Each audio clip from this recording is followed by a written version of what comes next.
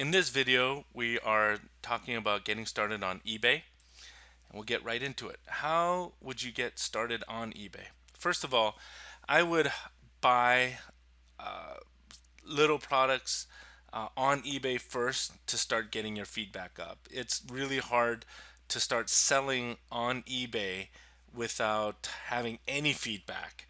Think about a person trying to sell something, maybe even really expensive stuff or whatever it may be that they're trying to sell on eBay and they have zero feedback, even as a buyer, and nonetheless, even as a seller.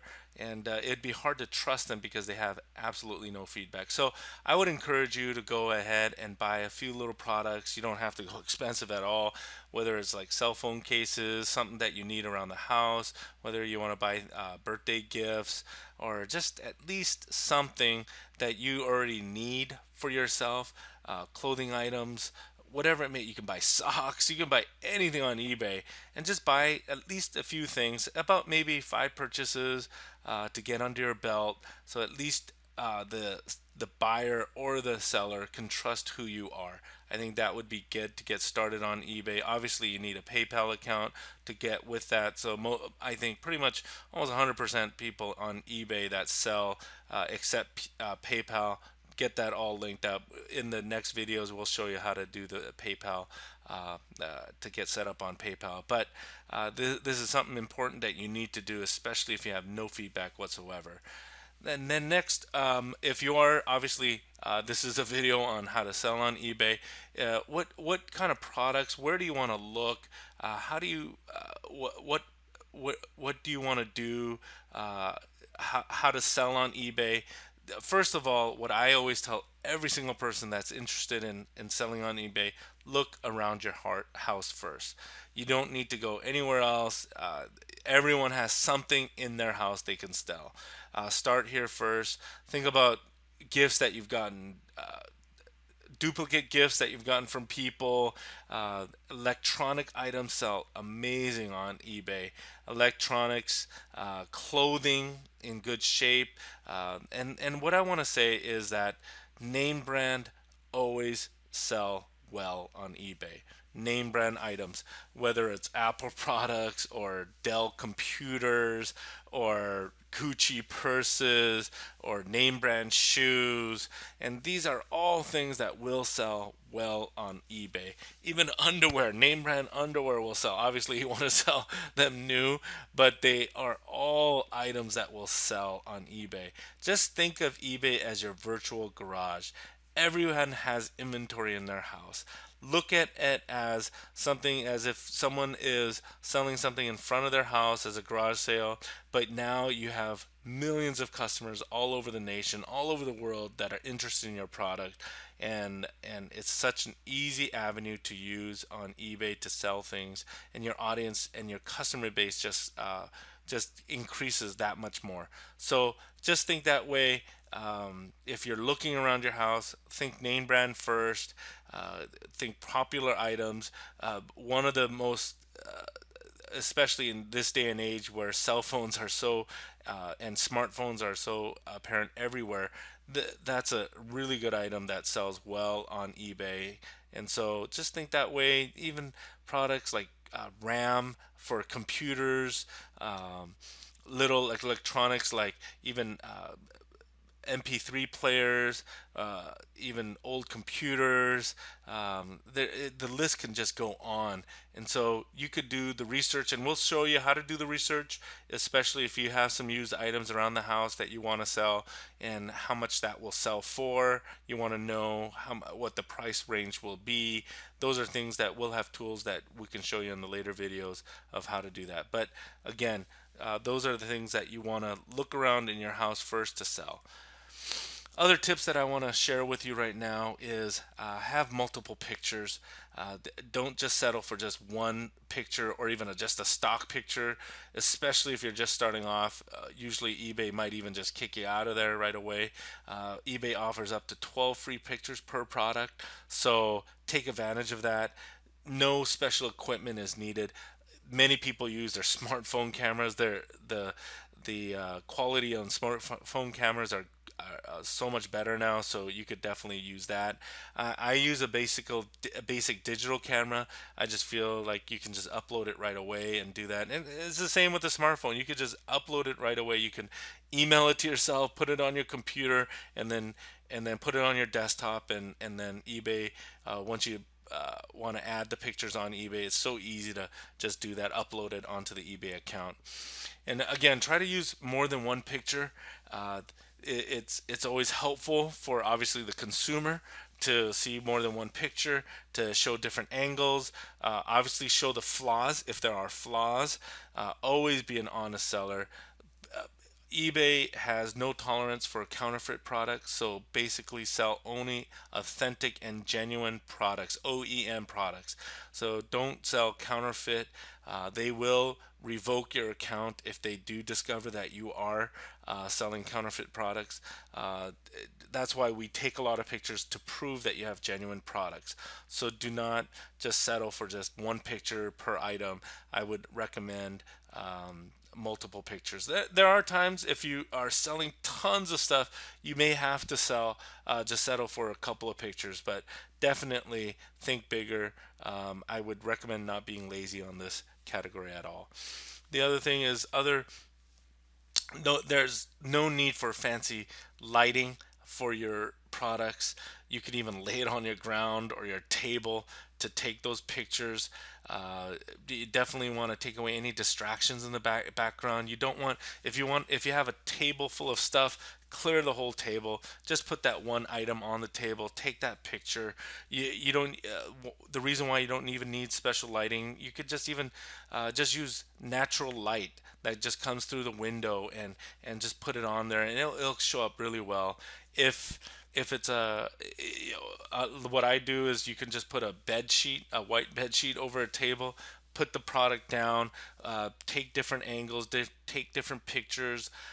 If it's obviously a white product, you may want to use a darker background. You may need to use a flash if you need to. Most smartphones have a flash now. You can turn that on or off. Just test it out. Again, daylight is the best time to probably take pictures, so take a note of that. The other, shoot your pictures near a window, obviously because of the daylight. Um, Use for high-end products. This is a really big note for high-end products. What I'm talking about, if you sell, for example, a purse, and you're selling like a Gucci purse or a Coach purse or like a Louis Vuitton purse or Chanel purse, whatever, you definitely want to take many pictures of those, because there are people on eBay who look through all the pictures just to see if they're counterfeit or not, if they're genuine or not. So you want to take multiple pictures, and most of the high-end products, like especially purses, they have a serial number in the purse. You definitely want to take a picture of that serial number and just post it on eBay, on your eBay account, on that product listing. It'll be very important to do that. And if there are flaws in it, you definitely want to take pictures of those flaws, whether it's scuffs, pen marks, or the condition of the inside of the purse, whatever it may be. These are important for you and the consumer, and it will limit the returns for yourself, because people will return the product if you were not honest about the pictures that you were taken or the descriptions that were listed. So that would be very important for you to do. And that is it. In this video, we'll be talking about again some eBay selling tips and product sourcing. So choosing a good eBay username, it is important, but it's not gonna change whether you sell well or buy on eBay. But the name really depends on your goals with eBay. If you're going to be a casual seller that wants to just make about $500 to $700 a month, you could use any name you want, your favorite, like your pet's name or your kids' names, or just something fancy, something that you can relate to well. It really doesn't matter. I've seen all kinds of different names on eBay. But if you want to eventually become a wholesaler or someone that's serious, that this is going to be one of your main sources of income, you do definitely want to think about a good username for the future.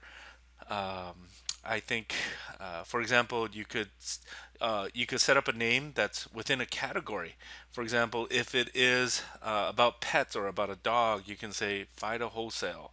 Or if it's an electronics that you just want to sell only electronics or just cell phones, or you just want to sell laptops or whatever, there's examples like Electronics Depot, but or incorporated or distribution or whatever you want your your username to be. You definitely want to think about your future. If you're definitely going to be a regular seller on eBay, especially if you're going to be selling a certain amount each every month, if there's going to be no threshold to your selling amounts, that's something to think about. Also, if you mess up on your name and you're thinking, oh, I want to change it, even if you have a business license and you're doing AKAs or different, meaning that you want to do you want to have different names or subcategories. That's something to think about. You could always change your name. You don't have to hold yourself back about thinking about a name. You could always change it. It does take a few weeks, I believe, for you to change a name on eBay, meaning the transition time, meaning that the buyers will see your old name attached to it still, but eventually after a few weeks it will drop off and then your new username will come about. And then we want to talk about some payment options. If you're new to eBay, I don't even want to give you an option of using other payment options. PayPal is the way to go. You definitely want to sign up for a PayPal. You could use that as a personal account, but there's nothing wrong to go with a business account. The personal account, if you don't go over I believe the $20,000 threshold, you will not be issued a 1040, even on the business account. But if you want to research that even more, I would suggest you talk to a customer service person on PayPal to find out the intricate details about that. But if you're just going to be a casual seller that's going to make only about $500 to $700 a month, you, you, you don't need any special other payment options. You just definitely want to use PayPal. It's the most reputable. It's the actual eBay owns PayPal, so it's the best way to communicate to each other on eBay and PayPal. It's a trusted way of payment, so it's pretty much the only way that you can accept payments on eBay, especially if you are a new user. There are no startup costs. It will build your credibility right away. But for future, if you are serious, if you are going to go into business on eBay, you definitely need to have a business license for future sales, especially if you're going to get over a certain financial threshold. If you're going over 20,000 gross sales a year or 100,000 gross sales a year, but you don't need one as a personal user. You don't need one starting out, a business license. So this is just, again, just think of those people that you might have people in your neighborhood that do garage sales regularly. They're not doing that as a business. They're just doing it just to get rid of stuff from their house. So this is something to think about, that that when you do come in and open up your first eBay account, you definitely want to coincide and open up your first PayPal account too. So, and now we're going to talk about product sourcing. Again, I can't emphasize this enough, is that start at your home first. Look around your house. You will have something, electronics especially, name brand clothing, purses, shoes, even kitchenware, whatever you may think of. The list is endless about what you can source. And I will show in future videos how to see if your item that you want to sell does sell and how fast it could potentially sell, um, yeah, by just using some tools on eBay. But look at your home first. The other way that you can start making a little bit of money is, especially have some good feedback as a seller, is be a consignment for your friends and family. Maybe your friend has a cell phone that is a $500 cell phone on eBay, and they said, I'm just lazy. I don't want to open my own account. I don't want to list the product. Can you sell it for me? I'll give you a certain percentage out of it. That's another way, a great way to make income on eBay too, is consign for your friends or family or different people that you know. The split the profits from those sales. Those are really good. Tons of people do that on eBay. They consign for their friends, or they actually make it a business. So this is another way that you can make a little bit of money on the side, is ask your friends to sell things on for them on your eBay site. The other way to source is one of the most popular ways is to go to stores, go to outlet stores, go to name brand stores like Macy's, Nordstrom's, Walmart, Target. Look at their clearance section, sports items, whatever it may be. These are probably one of the primary ways a lot of people who sell on eBay on a full-time basis is they actually go to stores, and that's how they do it. It's called arbitrage shopping. Is they buy things at the store and then they sell it for a percentage on eBay or Amazon. And so in outlet stores, a good tip that I want to give you is there are certain outlet stores that are only in your region, and they sell a name brand item. Maybe let's say it's a Coach purse that is only sold in Hawaii, or only sold in Alaska, or only sold in Seattle, or only sold in Florida, and they have a certain mark or certain label that shows that it is from Alaska or Hawaii or Seattle or whatever it may be. And even though and you have a name brand on top of that, that those kind of items sell. And so regional shopping is amazing for certain people. So I would highly recommend searching out those type of stores. Every state has those type of stores. Every state has certain items that are unique to the region, unique to the area, that people are looking for. And especially, again, I can't emphasize this enough, go with name brands. Name brands will usually always sell out.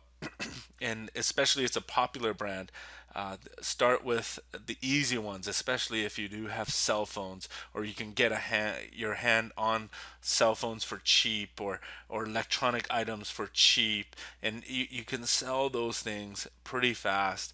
I can't guarantee that will sell overnight, but some do.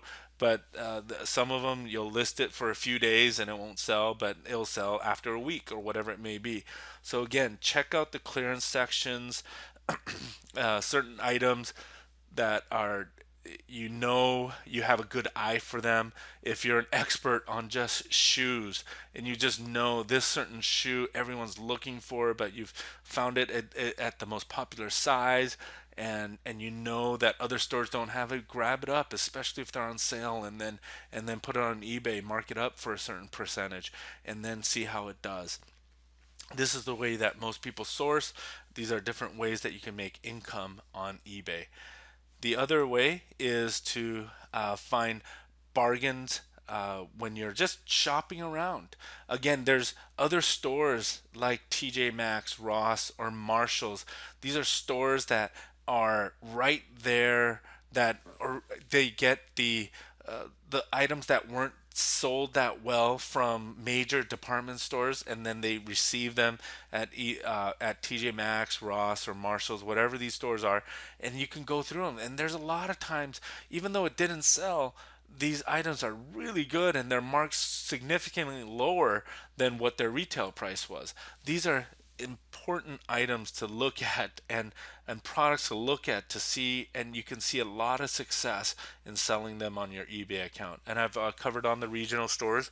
um, Use your cell phone to get ideas if the product is selling currently. For example, let's say that you walked into a Marshalls, and you finally found a pair of Nike pants that you know that does well. Then you could check your ebay.com app, or your app on your phone, and look through it, and then you check through the completed listings to see when it sold and how many it sold and what price it sold.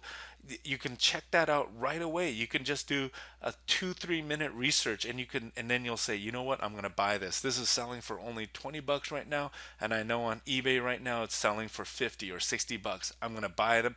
I'm going to buy all the pairs that are there. I'm going to buy all 10 of them that are just sitting there. I'm going to use that and then sell it. You use your research tools. I'm going to teach you how to do that on eBay and Amazon for trending products, these hot selling items that are selling on eBay or Amazon.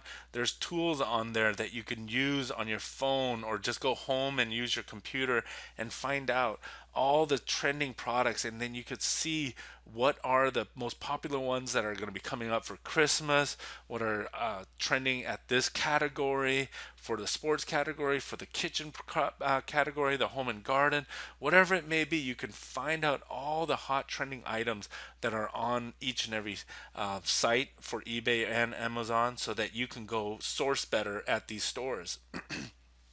Again, there's tons of people. One of the most popular ways people make money on eBay, and most likely how it really started off on eBay, was garage sales or secondhand stores. There are people who only source at Goodwill or Salvation Army. They look for antique items or vintage clothing or unique books or vintage books, or and then and let's say this person knows exactly how to refurbish the items, especially maybe old chairs or old purses or whatever it may, the vintage item may be, or the antique item may be. If they know how to fix them up a little, or if you don't even need to fix them up at all, you just list that item and then you sell them that way. There's tons of people who just stay in that category, and even the art category on Amazon, they just stay in that category because they know what to look for and how much it should be selling for.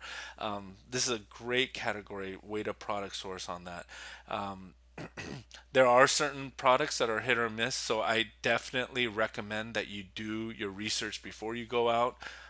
Again, there will be in future videos. I'll show you in the videos that will be coming up how to do significant research before you go out and buy certain items, so that you don't take that big risk. Bargains definitely can be frowned. Start broad in your product line, meaning that use every category in your product line. Let's say it's a pet category. Uh, Definitely start out on uh, all different products. You don't want to just go, oh, I just want to sell leashes. You might want to sell clothing for dogs, leashes for dogs, even the bowls that they eat from for dogs, whatever it may be. Start pretty broad, and then you'll start finding your niche about what you want to sell, and what does well. You may find out, most of the time you'll find out that things that you thought would never sell are selling better than the items that you thought will sell well. So that's why you want to start broad, and you just don't want to pigeonhole yourself to just one product. You also want, it's good to piggy off back on off different trends that are out there. This is a great way. There's examples like, for example, when Frozen was so hot, the dresses were so the Disney couldn't keep those dresses on the shelves, so it was such a trendy item. There was so many people looking for it, and there was some dresses on Frozen on eBay. The Frozen dresses were going for thousands of dollars, even though if the dress was only worth $50. And if you were got your hands on them, that's a good way to just buy it as much as you can and then sell it right away. You would make tons of money. And again, timing is critical.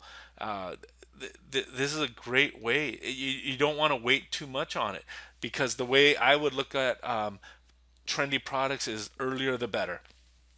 I remember when Xbox One came out, there was people who were buying it for $400 each because they were so out of stock on the stores. They marked them up like almost $1,000, and they would actually make money on them. So, but then a few weeks later, Xbox released it back again, and there was so many more on the stores that there were some people that couldn't even make their money back. So it's really critical. Your timing is going to be important when you sell it, when you buy it. Black Friday sales. There, I know there are people on eBay that stock up only on Black Friday. They stock up so much stuff because they know that there are a lot of items there that are marked down significantly. They line up early, they go in, they buy all these items, and then they kind of stock up for the whole year, even almost for the whole year, and they stock up for Christmas, and they stock up for the whole the coming months. So that's a good way to strategize going on Black Fridays. Another way, if you do get a little more serious into selling on eBay and it becomes actually a mainstream business for you, you definitely want to check out liquidation.com.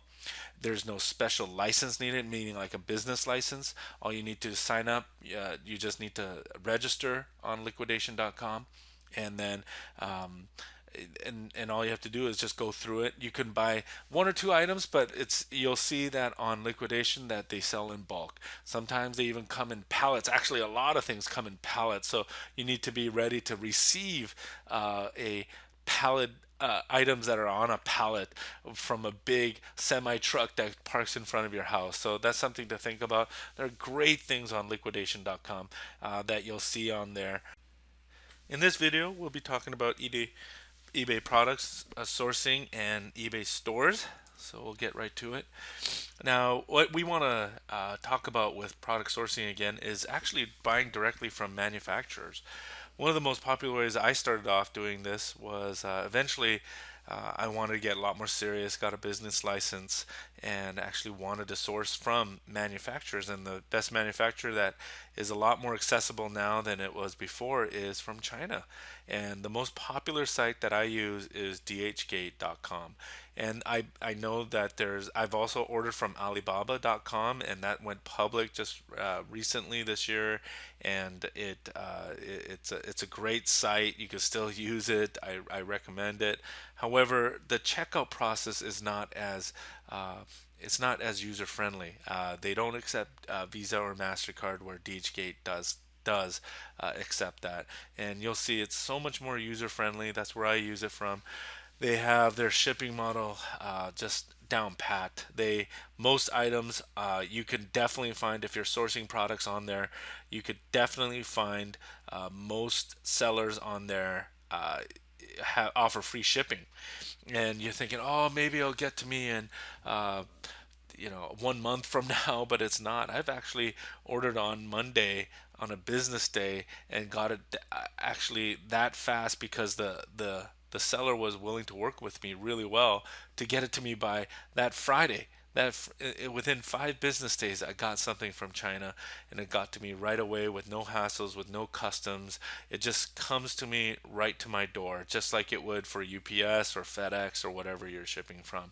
So I really trust in DHgate.com, DHgate.com.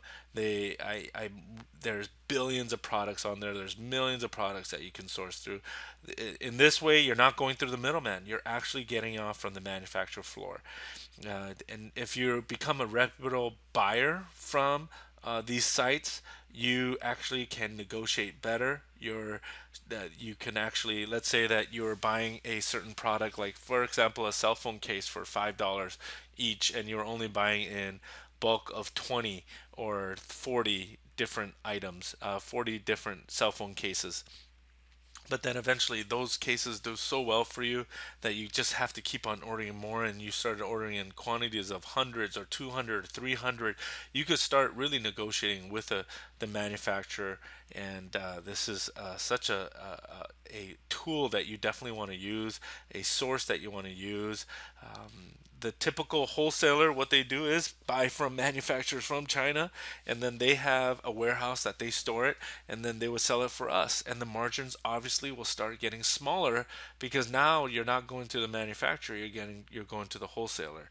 So I would really recommend going to the manufacturers. It's becoming so much easier to deal with people on China. They have a chat feature on dhgate.com, and most of them speak pretty good English, and so, or at least spell really well, and so you can chat with them with with ease.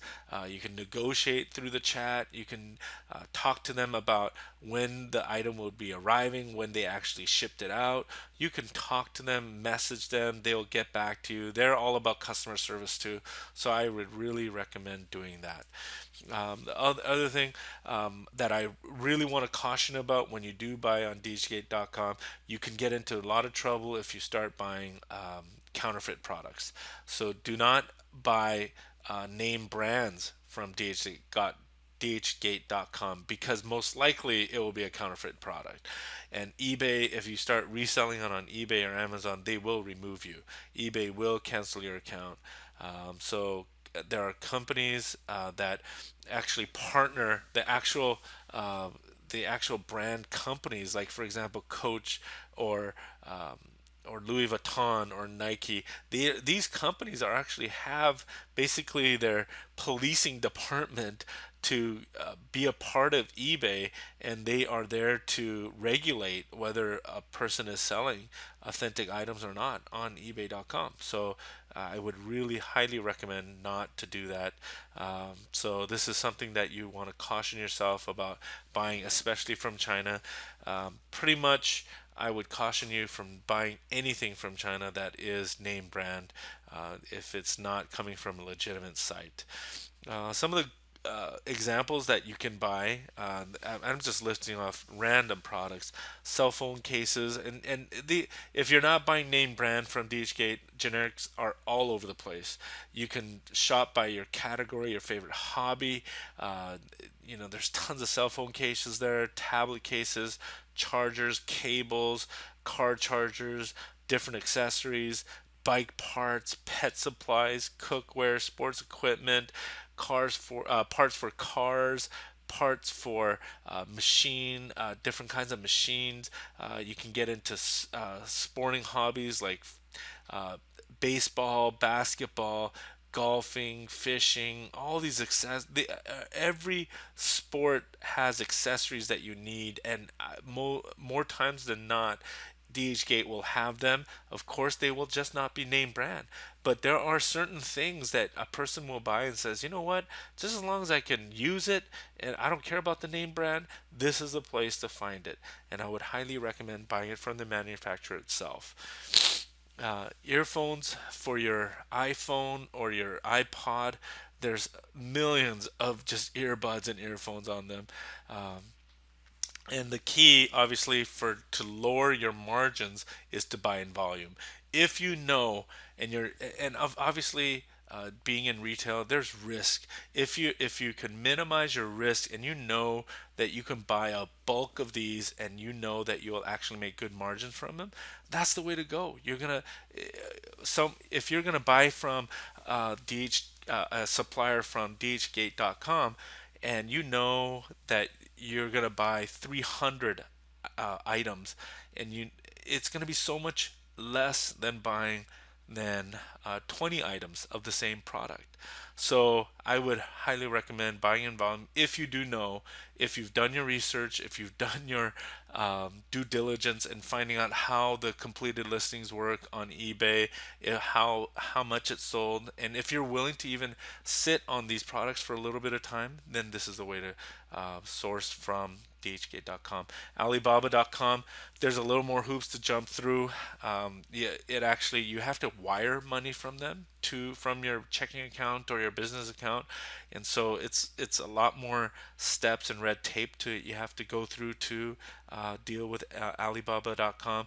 They pretty much have the same products, the same amount of products. They're a great site. It's just the checkout process is a little more difficult, and they offer free shipping also. So you could find good deals anywhere from Alibaba or DHgate.com. I just recommend DHgate.com because it's so much easier. And then if you do become a serious seller, you have a business license, and you want to make this more of a full-time job, I would highly recommend getting an eBay store. There's the basic store. I believe it's about 14, 15, $16 a month, depending on if you're going to go through a monthly subscription or a yearly subscription. There's the there's the premium store, and then there's a store in between there. And these are stores. If you're gonna get a little more serious, I would highly recommend getting that. There will be a monthly cost involved. The reason why is you get more free listings. If you get into a store, as your business grows, you can justify the increase on that. As you sell more products, your ranking for that products will get better on eBay. If you have an eBay store, I really believe they have a matrix behind that, and they know that you're a serious seller. They know that you have an eBay store, and that it just it also you become a better reputable seller. Your reputation gets better if you have an eBay store also. So this is something to think about, especially if you're going to get a lot more serious about it. Even if you're, I would say the threshold, maybe if you're doing gross sales about 1,000 to 2,000 or even 5,000 a month, you can seriously think about an eBay store. You definitely have less limitations. You have a little more limitations of selling if you are just using a personal account. Uh, Keywords are going to be very important for your eBay search. Don't use, don't just fill up your your your title with just words, filler words. You definitely want to be accurate with the description. Don't be too short. You don't want to describe all your item on your title, and try to use every single character on there. But you definitely want to be important.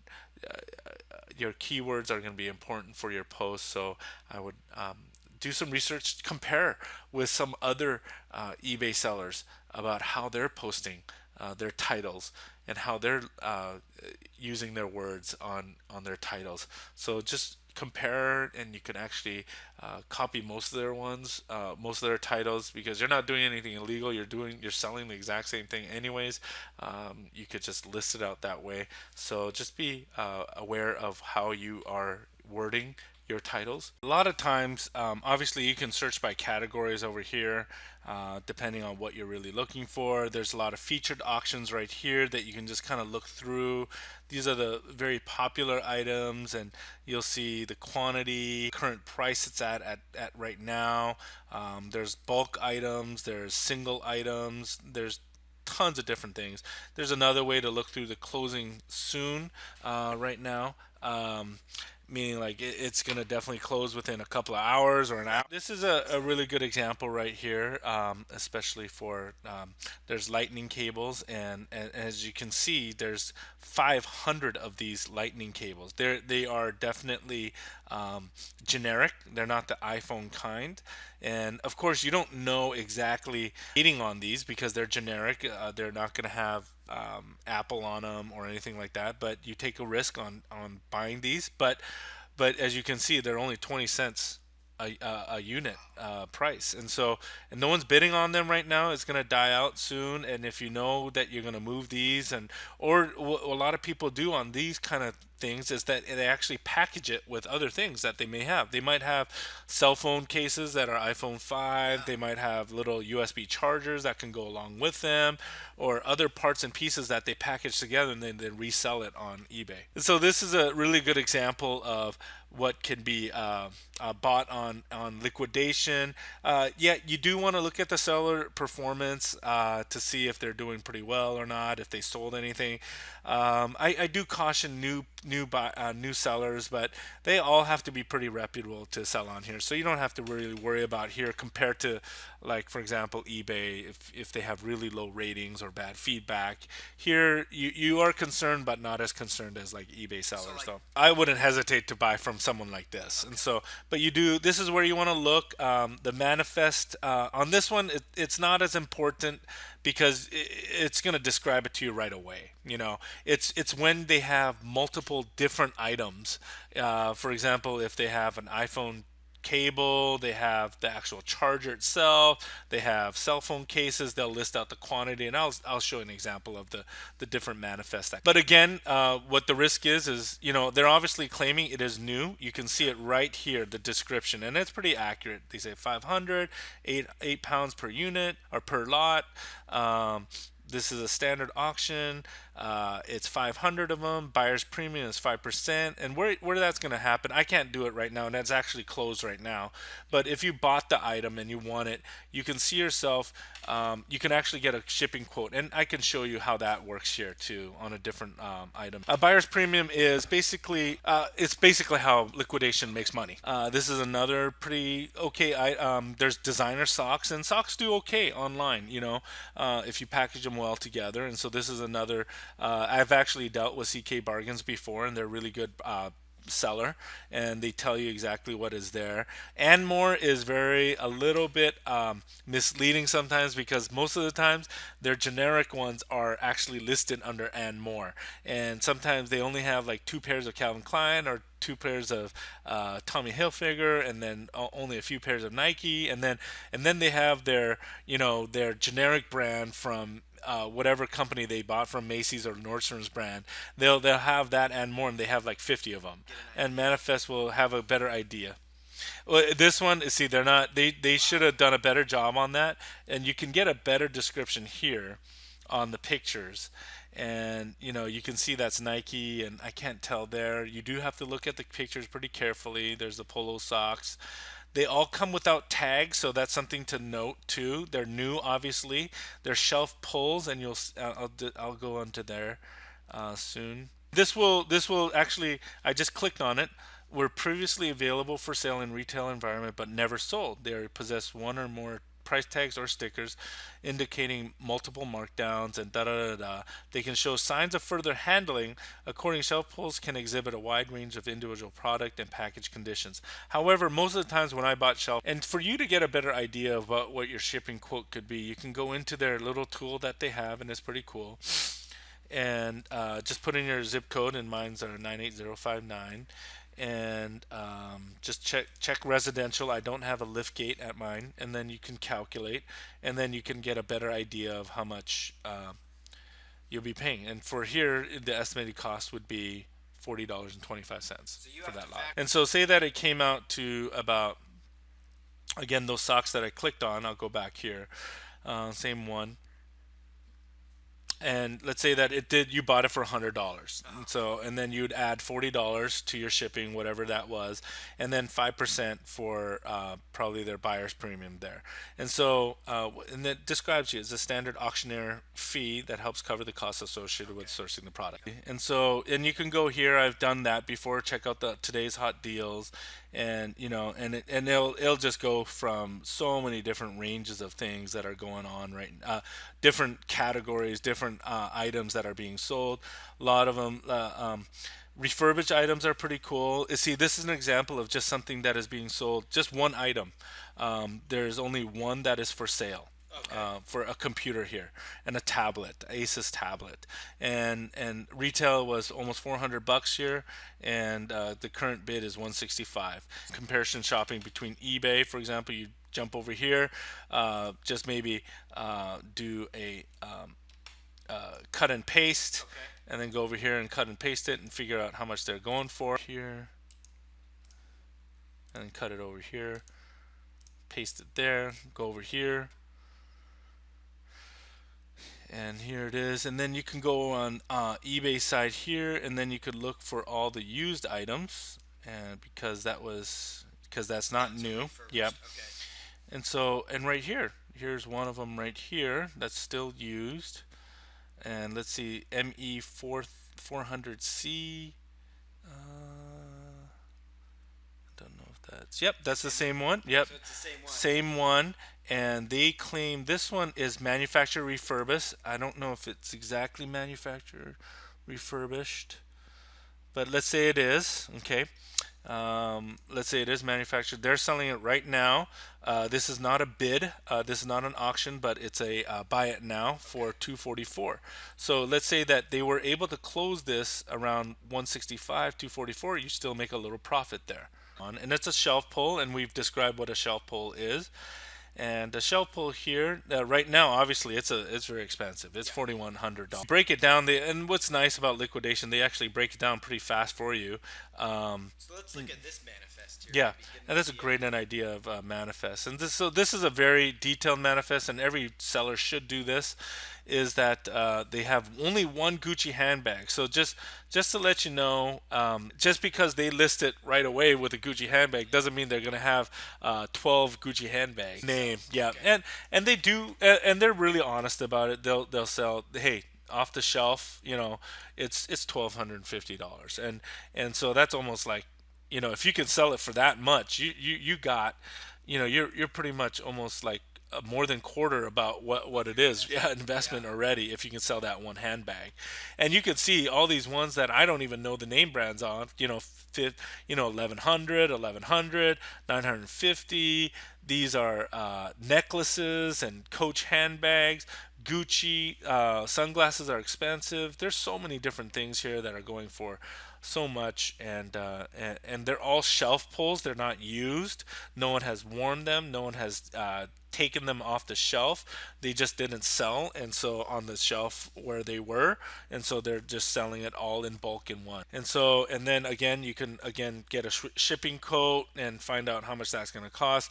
This one's obviously a bigger lot, so it's going to be a little bit more money for you to ship to your own place. And so you do that residential, and you calculate the shipping. And as you can see, it's a little bit more. It's $138 to ship it. But Okay. that's actually fairly good for Yeah. that big lot. And so here's some Nike items that come up. A lot of big one is there are used shoes here. If you know how to repair things, Okay. used and salvage is the way to go. But if you don't know how to repair, it's a big headache. Yeah, exactly. Unless you know exactly how to repair it, because there's definitely a market for that too.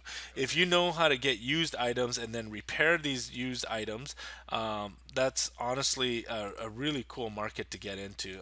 You don't tell on the pictures exactly what's wrong with them. There's obviously, so these are pretty decent shoes, but again, we don't know the condition until you actually handle them themselves. So that's a risk that you're going to take online for sure. But if you know how to deal with used items, and here again, they did more of a generic way to their manifest. But again, there's a risk on that, because if you know how to repair, then that's good. Let's do, how about we'll just say iPhones for now. A lot of iPhone products will come up. In fact, here's some returns, and returns, as you know, are used, and returns are people who have sent them back. And this is where it's a really good idea if you know how to repair items here. Okay. And so they'll tell you we have there's only one lot, but then it'll tell you how many are in that lot, and you'll see there's the quantity. Um, there's the iPhone 4S, um, the dual SIM, the blue, the Samsung Galaxies. So there's 5 different items on here that you can actually bid on. They note here cosmetic issues. They'll note that if it's a heavy use, they have the grades on them, C, B, or whatever, or A if they had an A one. But here that is, and then so here, and it's a pretty hot auction. Everyone's trusting this. It's a pretty reputable seller, so it has 39 bids, and the unit price will be 91.20. All right, here we are back again, looking at where to source on Amazon, and just to see the trends. I think the best way to look at it is to look at it if you're at a store, if you're out shopping, arbitrage shopping. That's what they call it. If you're out there at a department store or an outlet, or even if you're at a swap meet or a garage sale, and then you see some and things here that you're like, wow, I wonder what if this will sell, if it's going to sell on Amazon or eBay. Usually, if things are selling pretty well on Amazon, it'll sell pretty well on eBay. But you got to figure out, are they popular? Are they the trending products right now? Are they the ones that are really selling right now? And so the best source is actually here. If you just type in amazon.com/best dash sellers, and then you don't even have to put this in best sellers. You're gonna find this site right here, and there's also the hot new releases that you'll see right here. You'll figure out, oh, these are the new video games, new books, the new electronics that are actually just starting to come out. So which is a good tab to look on. The movers and shakers is very similar to like bestsellers, but you see the trend. how much are they moving up in their percentages, how much are they going down. You can, it's kind of like the stock market, so that's pretty cool to see here. And then this top rated is probably more about like how long have they been on Amazon for a long time, and they have tons of great feedback, that they're just top rated, great products, good quality products that's been on Amazon probably for a while. Like Vitamix is obviously a very a popular brand, and a brand that's been a household name for a long time, and they've obviously been here and they've been top rated, 567 feedback, positive feedback there. So it's good to, that's a good one to see. And then the most wished for are the ones that are pretty much on your wish list on Amazon. If you're shopping on Amazon, you know what your wish list is. You'll find it in your cart under your cart. There's a wish list, and it's very similar to the bestsellers. And then there's gift ideas that Amazon is out there showing and figuring out like, oh, this is good ideas for gifts. So, but probably the most popular tab is probably the Amazon's bestsellers. Let's say that you're looking for a baby product, and you're like, say that you're an outlet at a baby store, whatever it may be. These are the overall bestsellers in baby. Here is um, a training tool, toothbrush right here. There's the spoons. If you can get hands on this, you want to definitely take note of the brand for sure. Um, Usually knockoffs, meaning like if they're generics, they could work, but they don't do as well as buying name brand products. So you want to look at that, see how they're trending here. If you can get a hand on it, let's say that you can find this Vuli Sophie the giraffe teether, and you're at a place that's selling it for, let's say, $9. They want to get rid of 10 of them for $9 each. Get your hand on them and try selling on Amazon or eBay, and it will work. And you'll make that, after the fees and stuff, you'll probably make about a 50% profit on it, more, maybe more, depending on what you're doing. So these are great things to look at.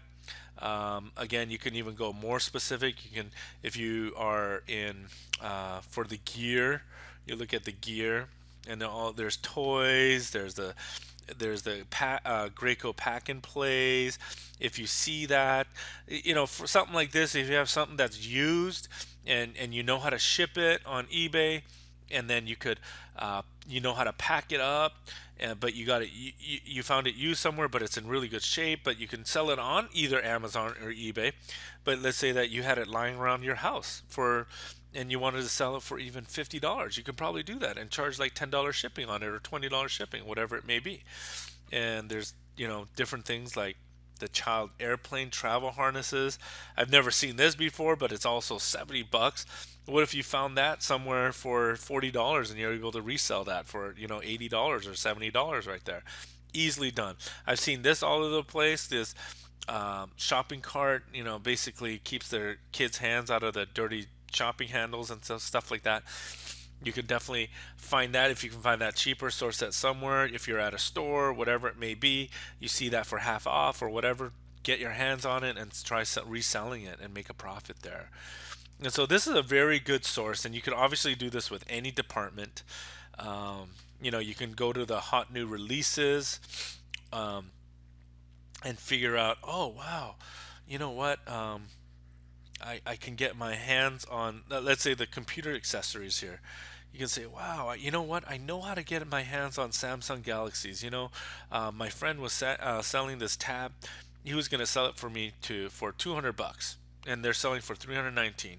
Well, you know what? I'm going to sell it, right? And so it's easy to do. So this is a great source. Again, Amazon.com, and then you could just put hot, um, dash new releases, or was it? Let me double check that again. Uh, is this? Yeah, bestsellers, best dash sellers and then backslash, and you'll find it. If you don't remember, just put Amazon in Google, put Amazon bestsellers, and you'll find this tab easily. So this is a site that is free for everyone to use. Everyone should take advantage of to take look at get good ideas for sourcing products. And if you kind of have ideas of like what to do to figure out, wow, you know what, I think I have an idea of how do I get a generic one or whatever it may be, and you think it's going to work, then this is a great place to start for sure. And then the other tab that I want to show you is eBay. eBay has this, and where it is very simple. Address is popular.ebay.com, and this is the same idea. And maybe we'll start at DVDs, and this is the most popular items on on Amazon, popular items on DVDs, and then here's the top products right here. And let's say that you have a Godfather trilogy or just the Godfather one, and it just tells you what it looks like and how much they're going for, how much they're bidding for. This unfortunately, oh, this one has the collection, and you see there the collection that they have. I believe this one is not even a Blu-ray. It's selling for $44.95, and you could research on how he listed it. This guy didn't even really put any description at all. Just put brand new, never open, and you check out his feedback and 100%, and he shows free shipping. Buy it now for $44.94. And this is basically what this is showing here is what are the popular items on eBay. Whether used or new. And a lot of used items on eBay. And you could definitely figure out. And this is, right now, 13 people are watching this Godfather. This is just restoration 1, 2, 3 films, 5 disc and DVD bonus, and it's $9 for 9 bids going on right now, and $1.50 shipping. And again, this guy doesn't have too much description on it. Oh, actually, it does going down, and this is where this is how you look and source for products. And this is a perfect way to look through your house and figure out, like, wow, I have this lying around. I have all these DVDs lying around. These, for example, Steve McQueen videos or Wallace and Gromit DVDs, or the Lord of the Rings. I mean, who doesn't have Lord of the Rings stuff going on? There's characters, there's different. You see the different trends that are going on. Some of them don't have bids, so just be careful about that. Um, and I'll show you where you can see the completed listings if they're doing okay or not. So I'll show you that. But this is a great site. You got to do a lot of research on here to figure out which ones you want to see. And obviously, they have tons of categories here, from motors to music, musical instruments, pottery and glass, health and beauty. These are all the popular items that you can definitely look at on eBay. So we're good. All right, we're back now.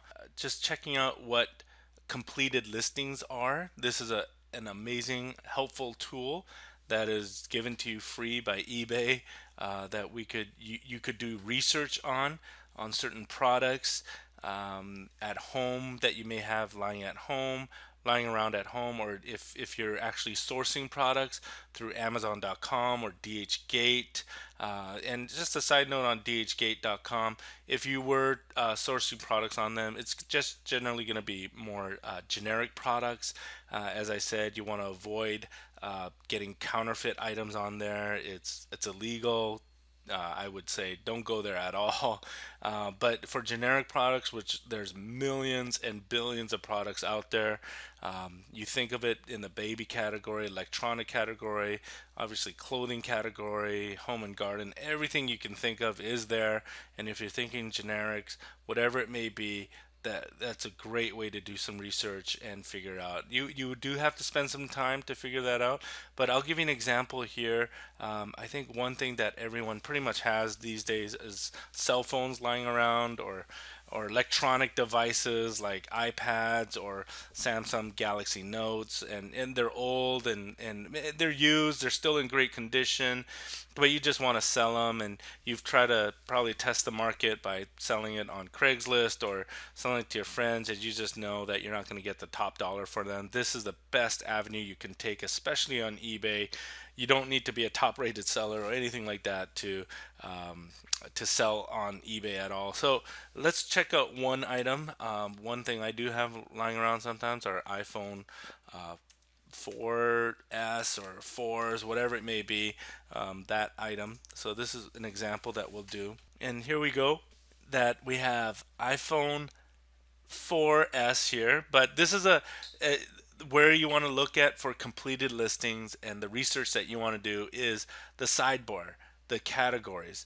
So let's say that you have a black one, you want to just press that,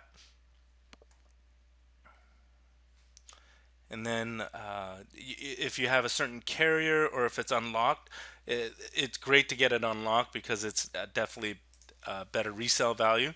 So we'll put unlock. Let's say you did your due diligence and got that unlocked. And the other ones, the features, you don't have to worry about as much. You can tell on the other on the listings here on the side that you can find out what kind of features you do have or not have. But you do want to put used, put it in unused.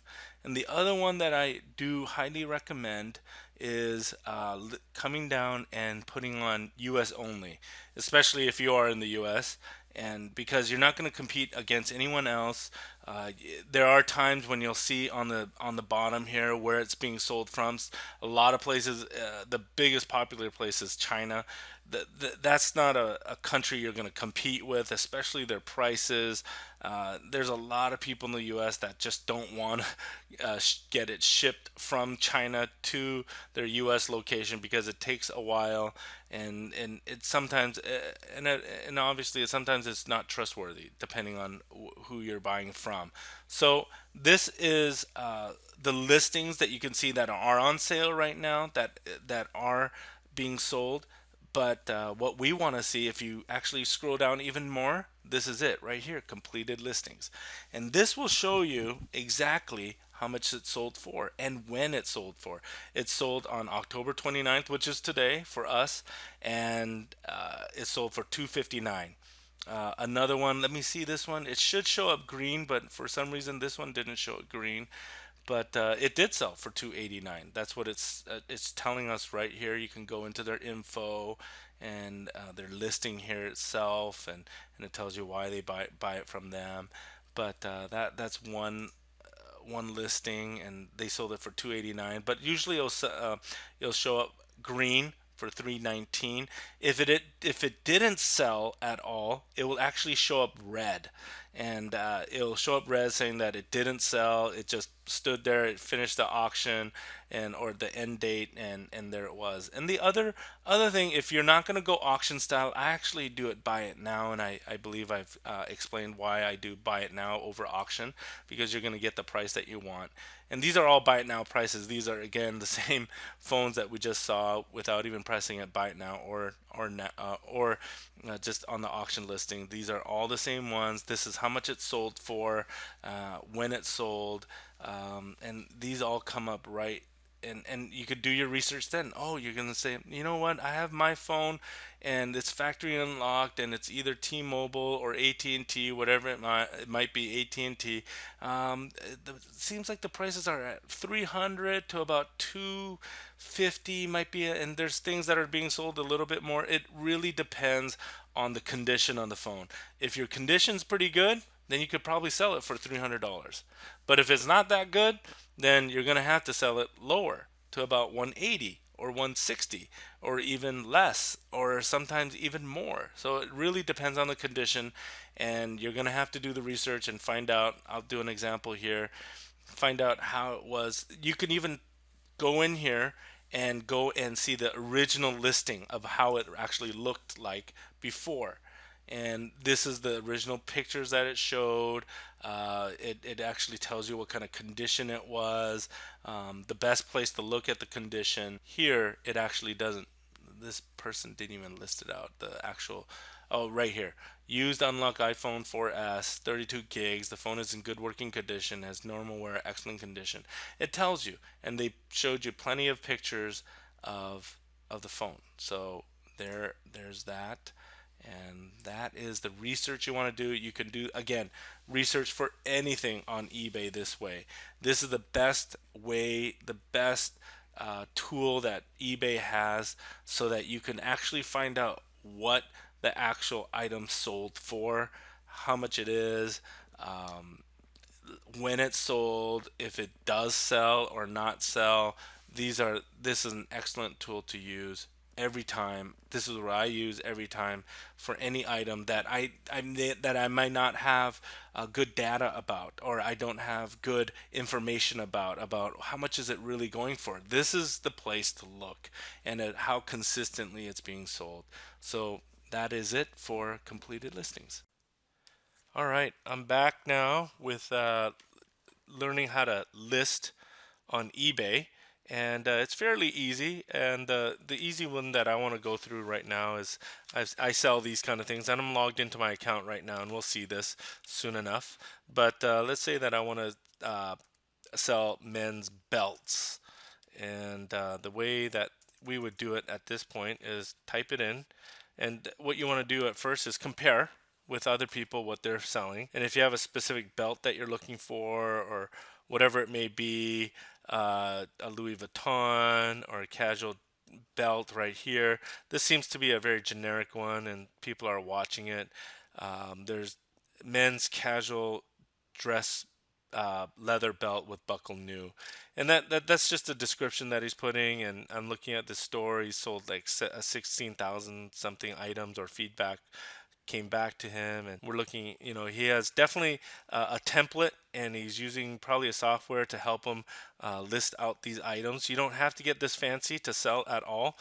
You don't have to be intimidated by this. And this, he's definitely a store owner, so you definitely want to take a look at what he's doing, but yet at the same time you don't have to be at this level yet. But the simple thing to do here is actually just even press this button, sell it yourself. If you have a similar belt, or even the same, because you already know it's in this category: clothing, shoes, and accessories, at men's accessories, and its belts. And that's exactly where it should be in this category. And let's say that you have a new belt that you might have bought at the store, but you've never worn it.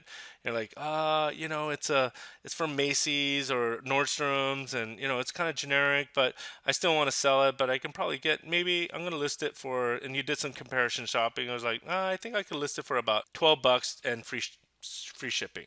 So that's what then you could press this button, sell it yourself, and it'll take you to this page right here.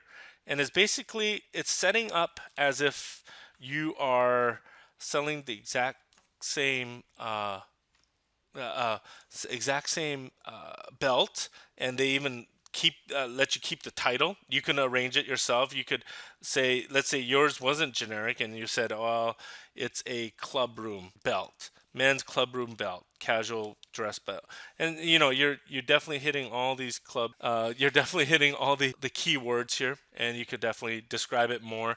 As you can see, you have 19 more characters.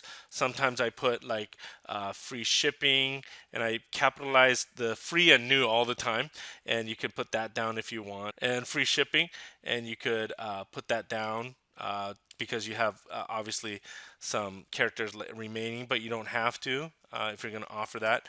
And just a big tip is that you do want to offer free shipping on most items, because and you could just embed it in your price then.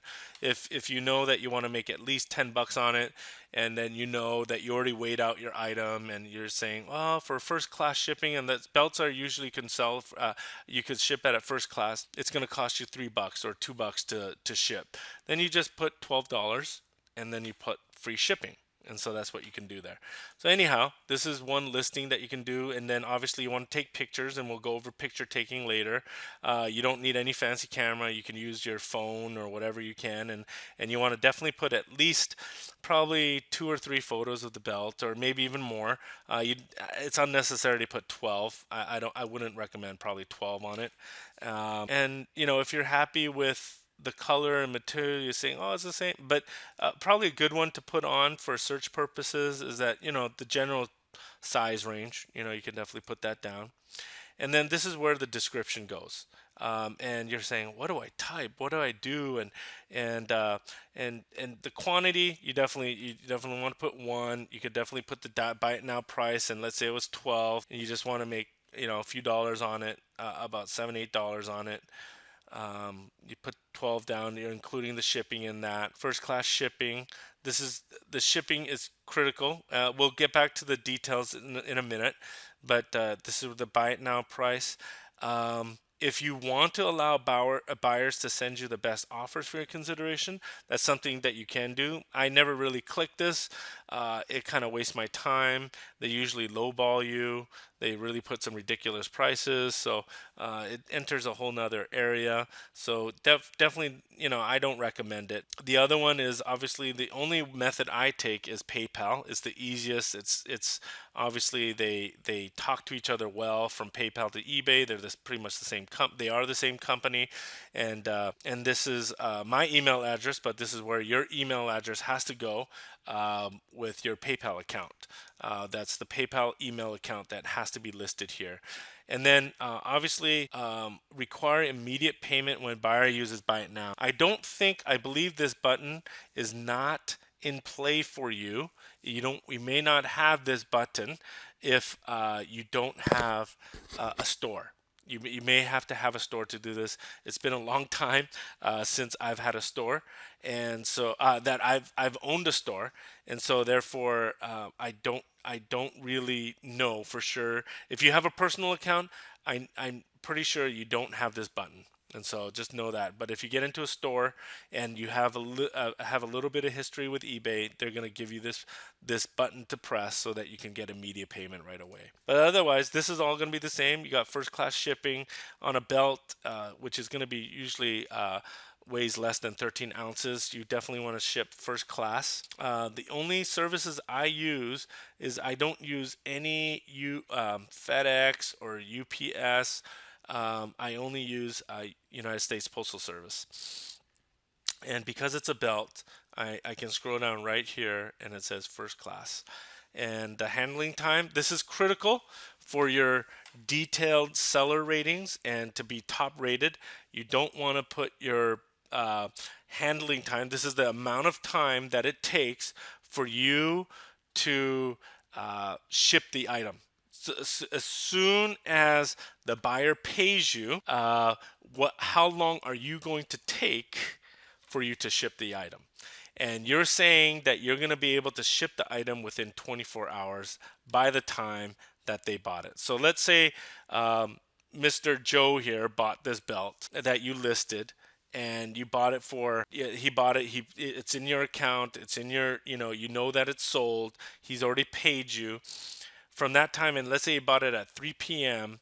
on Monday, and it's a business day, you're promising by the one business day that you're going to ship it out before 1 p.m.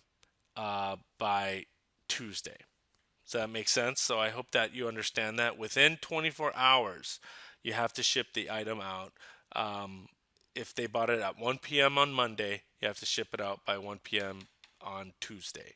So that's what you're promising. And that will ensure you, if you do it with one business days, you have more choices here.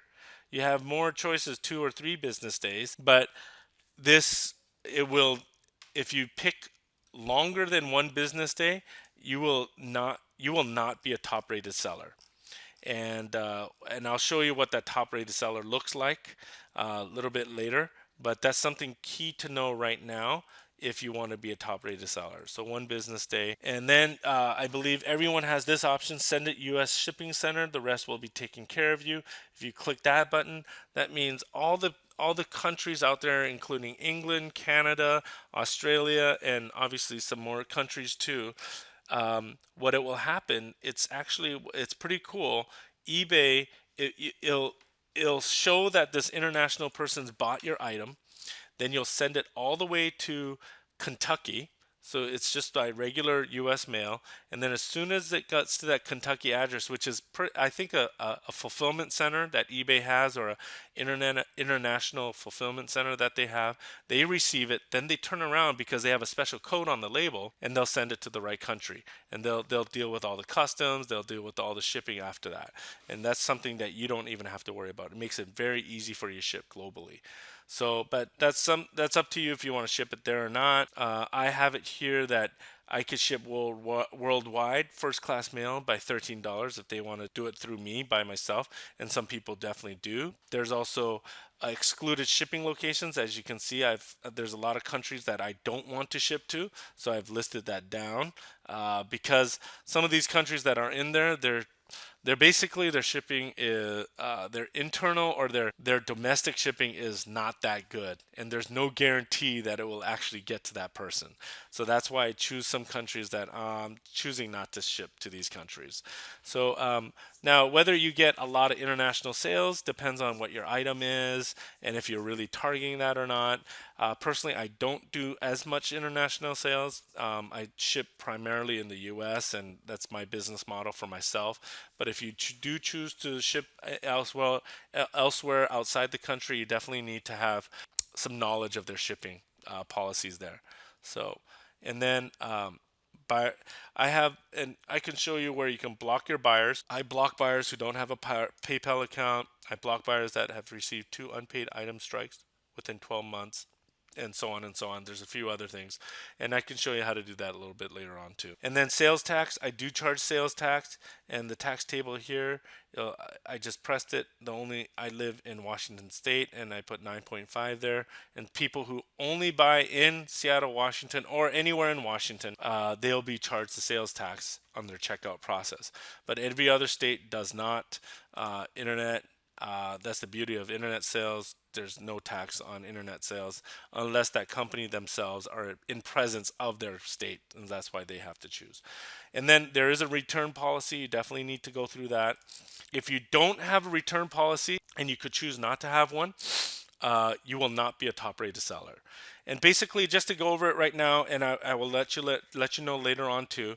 But in order, the best benefit of being a top rated seller is having a 20% discount on your fees from eBay.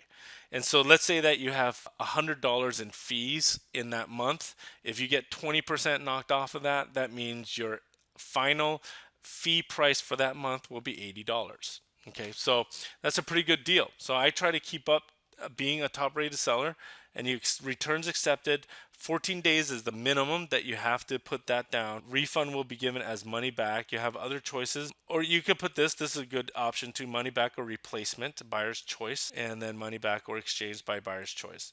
Either way, return shipping will be paid by the buyer. Then do you want to charge a restocking fee? And that's up to you if you want to do that or not. Some people say yes, some people say no, and they put the percentages down, obviously. And then you continue on after you have a description. But let me show you an example of my description that I have, and I will not complete this listing because I don't have a belt to sell right now. But I'll go to my store, and let me give you an example of what a store looks like. This is kind of where my selling page is, all my active listings. I don't even have that much right now, but if you even click my feedback score, you'll see this is my store name. This is how much feedback I have. This is how much feedback came through in the last month and 6 months and 12 months, and obviously you see the feedback. But you can, if you click on the store name, it will actually go to yours. Well, actually, in a sense, this is not my storefront, but this is some of my items. But and it shows a general snap of what my store looks like. But this is what you have, this badge that says top rated seller with highest buyer ratings.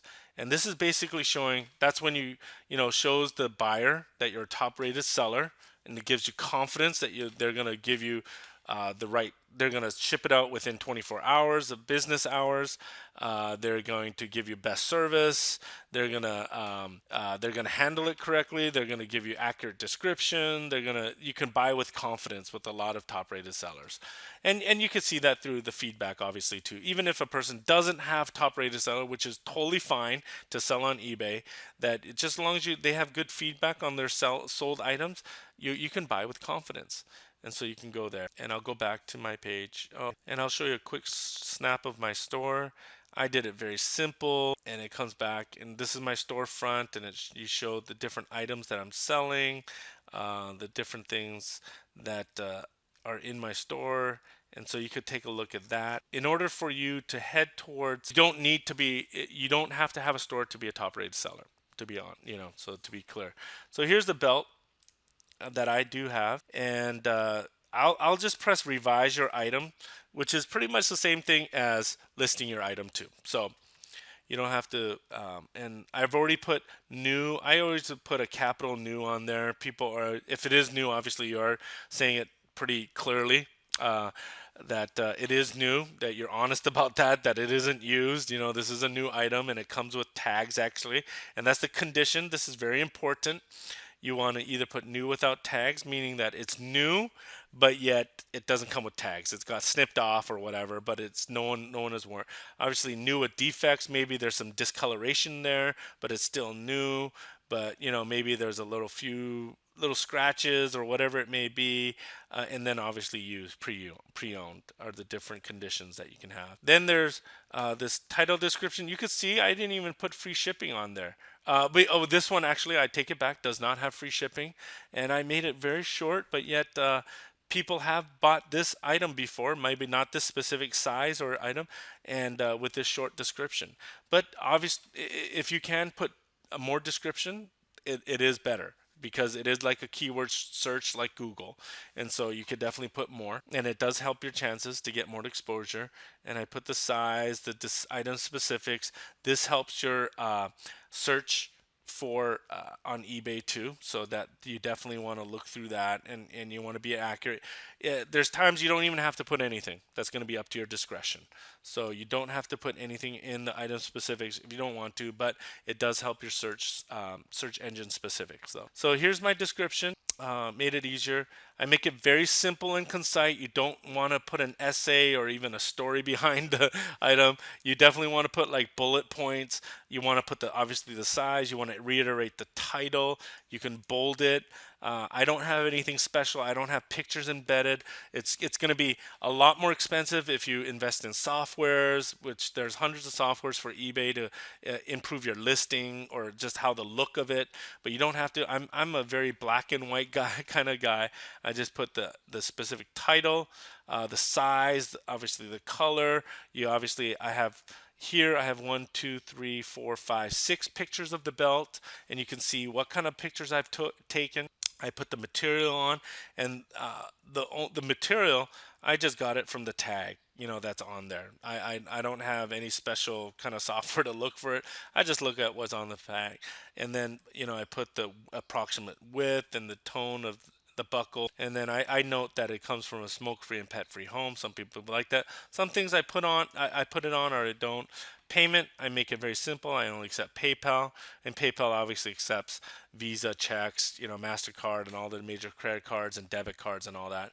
Shipping, I make it clear I ship and then I do ship within the global shipping program, and I make it clear that it's United States first class shipping with delivery confirmation, so that you can have an assurance that you're going to get a number to track it. And then I have a return policy. And honestly, guys out there, you could look at other people's return policies and you can pretty much copy them. There's really no set rule in saying you can't, there's no copyright on eBay that you can say, hey, I like that guy's return policy. So you can just kind of copy and paste it. You can revise it to your standards. And honestly, you guys can go ahead and copy mine too, and then revise it and word it in a different way. And I think in general ways, what eBay doesn't like is that that you're using each other's pictures. Not saying that there is copyright on it. You won't get in trouble in per se because you're using someone else's pictures. But if you're taking your own pictures, it's a lot better. It gives you a lot more ownership. I know it does require time, but yet it makes it simple and nice for you to actually where there's eBay safety rules about stealing other people's pictures if you're doing in such a frequent basis. But in many ways, you can use other people's pictures, but I do not recommend it. Use your own. Okay, so that would be key. And then the returns, contact me for any extra pictures, feedback, and thanks for looking. This is a free tool that eBay gives me because I'm one of the store owners. It's a selling managing pro. You don't need this at all. So again, I went over the fixed prices, buy it now, how much quantity I have with each item, if you have 2 or 3, 4 belts, PayPal, the first class package, and flat rate. Here I don't even offer international shipping, so I don't worry about that. These are the countries that I don't ship to, and that's it. And here's the buyers who I block, and the sales tax again, and the return policy again. 14 days, money back. Return shipping will be paid by your buyer. No restocking fee will be charged.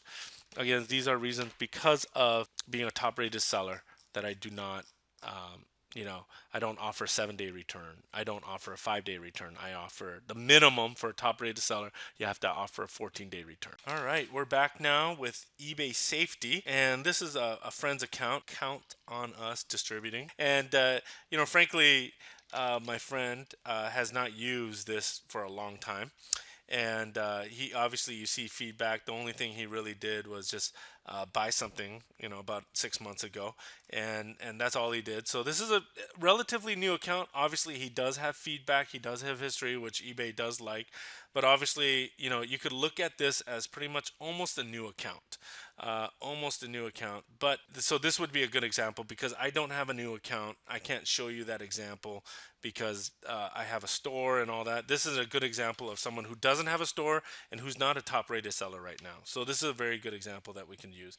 Just going to go back to our back button, and he obviously has nothing being sold right now because if he has something listed, it'll be shown here. There'll be, you know, let's say that he's selling, some watches or belts or video games or whatever it may be. It'll be all listed right here on being things that are being sold, all selling. So it would be all listed here. But eBay's pretty good about this. I haven't seen this for a while, but it actually tells you that what your limits are right now. And as a personal seller, they will give you limits. And I believe this is the standard. But if you're a very new person, which means you have to have obviously a legitimate email address, that you also have to have a legitimate address, like you're living in an apartment or a house or whatever, that you have a legitimate address, that you have legitimate checking accounts or a saving account, whatever it may be, or and then you have to have a legitimate credit card if you do want to take your fees out of a credit card. Obviously, eBay is going to charge you fees, and so you have to have all that before you set up a eBay account. So that's one good thing. Now, once you put your information in, you have a name that you like, and then you set up a password. You can you'll get to this screen right here, and it'll tell you right away if you have nothing being sold right away. If you set up a new account, it says what your monthly selling limits are. Now, if you're trying to earn $500 to $600 a month or $700 a month in profits, which means if you can mark up your margins to 100% or even 75% to 50%, your gross sales will be obviously a lot more. It's going to be either 1,000, 1,200, or 1,500 gross sales, which still means you are still way under your monthly limit. Now, these limits will be removed uh, either by eBay after 3 months, 4 months, or if you've been showing a proven track record after 3, 4 months, or even a little more. You can just simply call eBay and says, "Hey, you can notice that I've upgraded to a store. I'm serious about getting selling on eBay," and you could tell them, "Can you up my limits? Can you up it to 200 a month? Can you up it to $10,000 a month?" You can negotiate with them. They're very good. I'm sorry about that. eBay is very good about working with you. They're really there for the seller. They're there for the buyer, obviously, and it's all about customer service. But their eBay is there for the seller because obviously eBay won't exist without the sellers, and so they're there to support you, help you become successful. And so this is when you look at limits because for my account I have no limits at all because I've have a proven track record for several years. I'm a top rated seller, all those different kind of things. Obviously, proof to eBay to say, hey, this guy's serious about selling, and this is his main business. That's what he lives off of. This is a way of living for him, and so it shows them that this is a proven seller. Now, if you're a part-time seller, this might be a good enough limit for you. and that's fine. And and you don't need anything more, and you will earn your $5 to $1,000 a month, and you're fine with this. And so this could be okay. And so this is a good screen to look at. There's selling reminders that you can edit, schedule these are the ones. If you had something active, you'll have something here. You'll see the sold items here.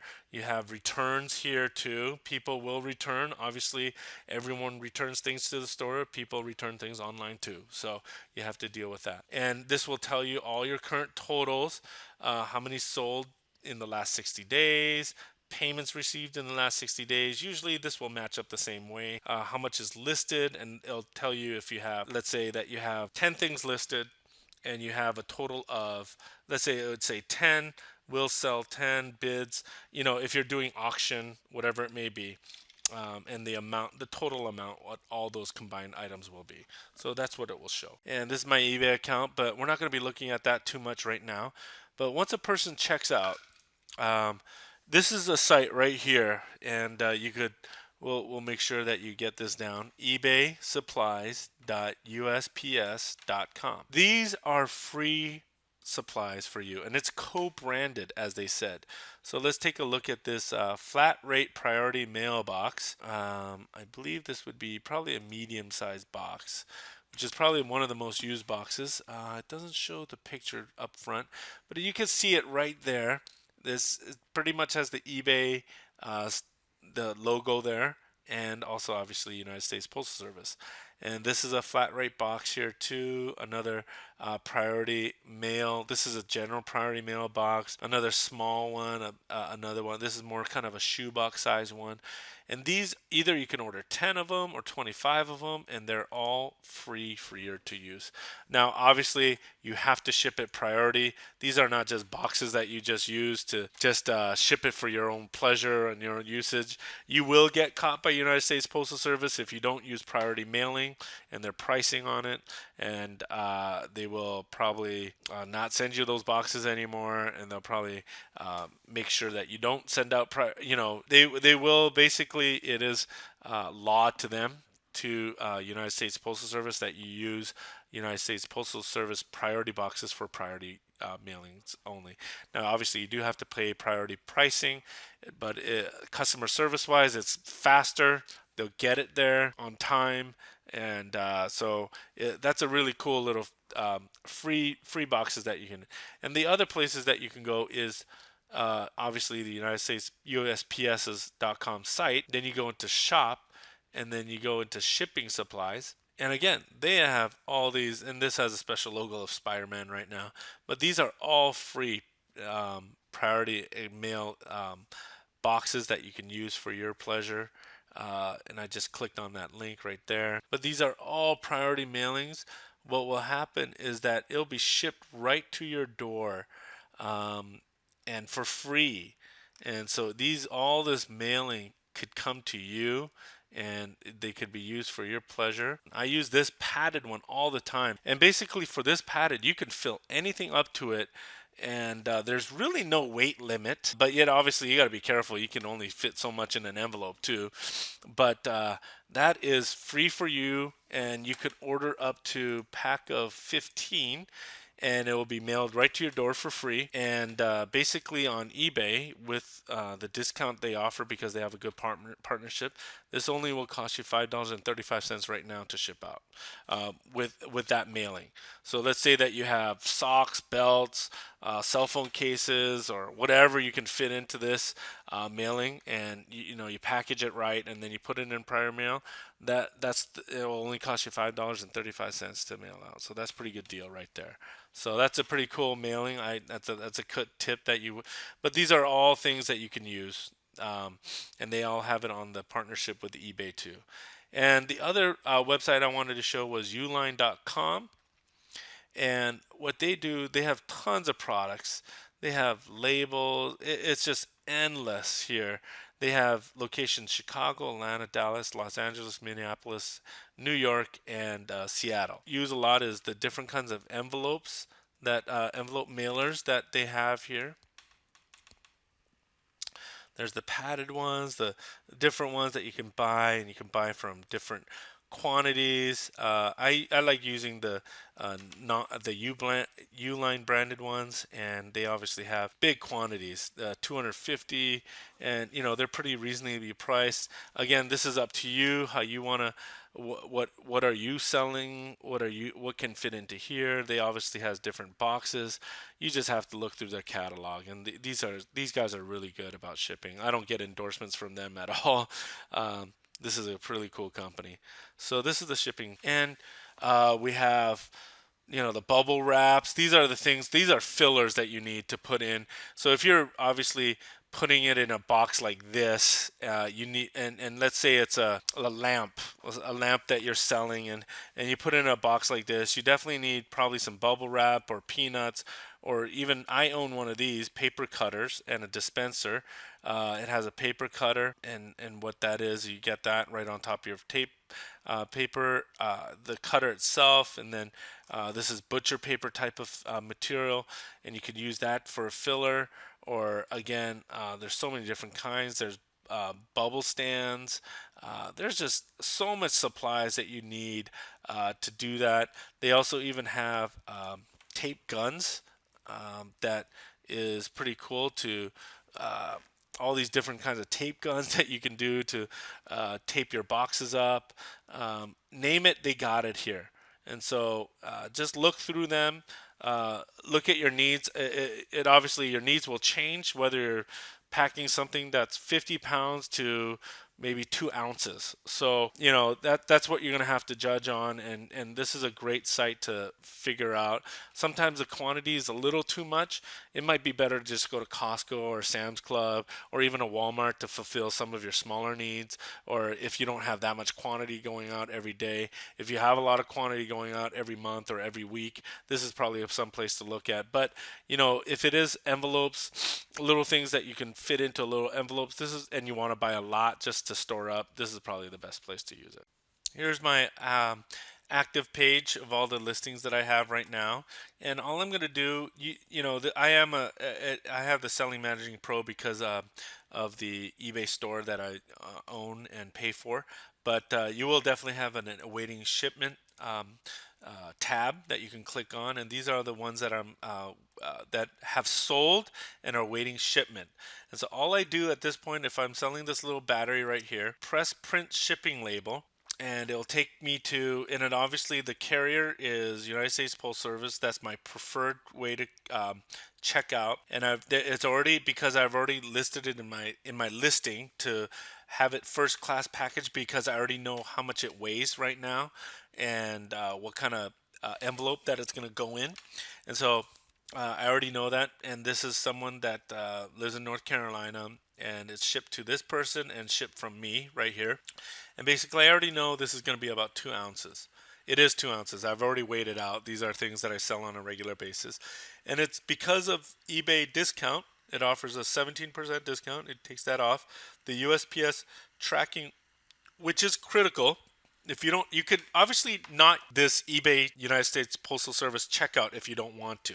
You could use it on your own. You could go to United States Postal Service Direct and get a tracking number yourself, or if you prefer to use UPS or FedEx or what other shipping company, you can do that and then add a tracking number. And I can show you that later where to add the tracking number. But to me, this is the best and easiest way to track it. It gives you actually assurance that eBay and United States Postal Service, that it gives you assurance from eBay and PayPal that you have shipped and tracked a product that will be delivered to a person's house. If it's tracked, where fraud can happen from a buyer is when someone who bought something from you, they they're at their house, and it's delivered. It shows delivered on tracking, but they said, "Oh, I didn't receive the item."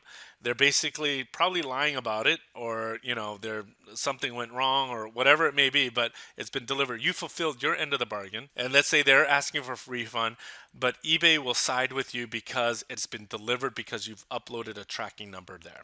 So that's critical to have, is a tracking number. And so this is how you check out. It's pretty easy, and then it'll go right to a label. Once you purchase the posters, I don't want to purchase it right now, but once you post it, it'll come to like a PDF screen, and then you just print your PDF, and it'll come out your printer. And that's as simple as that.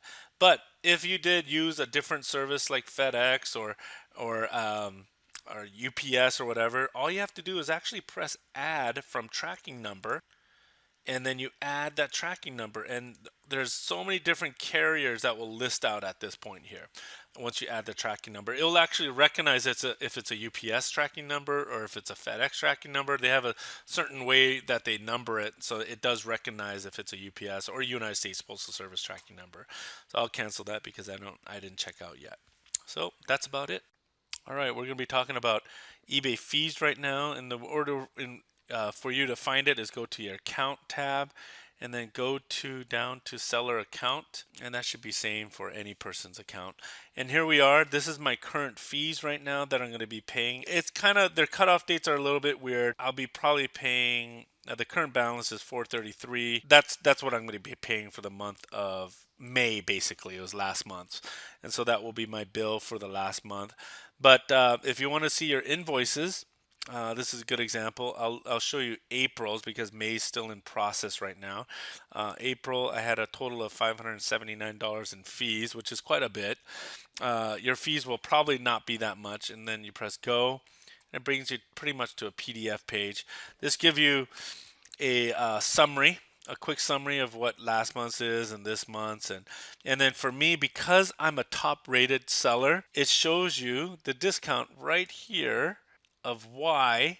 That's 20%, and that's huge. That's a big savings, and so that's why I'm trying to prove to you why you should be a top-rated seller. And there's the credits that I get. That's probably from refunds or whatever it may be. That things that happen, they give you a synopsis of how much your monthly sales are, and then the total monthly fees. So actually, the fees are not that much, but it's 5 new, pretty much 6%.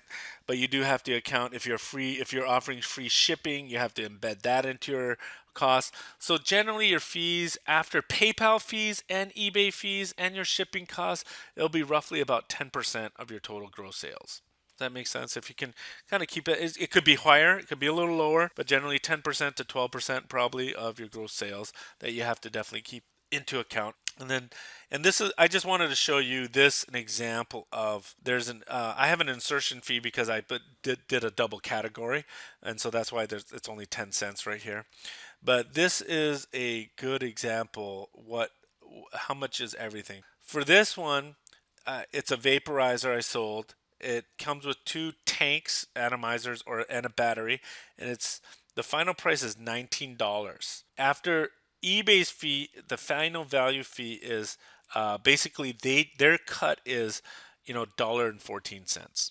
So that's what it is. That's why the average came out to 5.92%.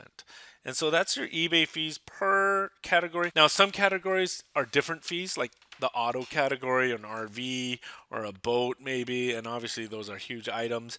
But, jewelry category might be a little bit more in their fees or less. I don't know. I don't sell too much jewelry. But some categories may be a little bit higher and lower, but they're generally averaged about the same way. So just count on that. Those are the fees that you're going to be paying, per transaction, and they give you a very detailed list of what that looks like.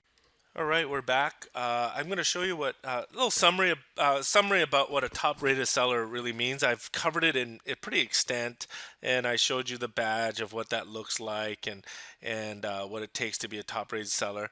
But in many ways, I definitely want to show you even more in detail what that means. So I'm going to go back to my home page here. Basically, where you could look at, and it's going to be on your page too, is you definitely want to go to your seller dashboard. This is where you'll see your current ratings, your sales, and everything like that. And this is going to be the new seller performance standards as of August 20th, which is really critical to know. I'm actually kind of below that right now. But the good thing that I've talked to eBay about already was that they're going to count your last 3 months, not your whole 12 months. This is counting 12 months. And as of 12 months, or actually it's the month March to May 31st. That, but this is really the 12 months that they've been looking at. So this is not an accurate amount, but they're going to look at your last three performance months. So it will start from basically if it's if it's August 20th, it will be July, then June and May. So it's from May, June, and July, or actually, yeah, May, June, and July. They're going to really look at it, and they're going to be looking at items, low detailed seller ratings. This is more for items as described. So let's say that you told someone this is new, but then in fact it was used. They're going to give you this. The buyer is going to give you a low rating for that category, saying that it wasn't described as it was supposed to be. And so you don't want that to be counted against you, because when a person checks out on eBay, if they bought something, let's say for example a cell phone case, then they're gonna at the end, they're going to obviously, once they receive it, their eBay is going to send them an email and reminder and saying that, are you going to be rating this? Are you going to give feedback? And then they're going to give you feedback, but at the same time, there's going to be a star rating that they can give you. One for item as described. There's one for shipping time, shipping cost, all those different things, and those are all there. The shipping and delivery, canceled transactions is a big one now. New performance standard ratings, and so these are the tracking uploaded within the handling time and validated by the carrier. That is all timed out, and they give you a rate. Right now, I'm getting 93%. They want at least 90% to be a top rated seller. And then this is just the total amount of transactions that are within a month. So that's going to be the new seller performance standards. But the current one, if you click it out, is right here. There's right now they're telling me I am a top rated seller as of this month, and this is the detailed seller ratings, what they also call DSRs, and here they are. And you don't want above 4 or 5. This is the 4 star, uh, 1 and 2 stars out of 5. So what it's basically saying is that, are you listing it as correctly as possible? And if someone's saying no, they will give you a lower DSR. They're going to rate you lower. Is your communication good with the buyers? Are you, if they're asking questions, are you answering them back, in your message category? Are you shipping it on time? If you said one business day, are you doing it within 24 hours? And they get your rate on that. And shipping and handling charges. If you're offering free, this is going to be automatically top. That's why I'm right at the top right here. Now I'm getting 100% basically on that. So they can't even charge me on that because you can't obviously for free shipping. So but the ones that they can rate me on is shipping time, communication, and item as described. So those are a general a general overview of what it means to be a top rated seller. So the key is, what I would summarize is that always offer free shipping when you can, just embedded in your price.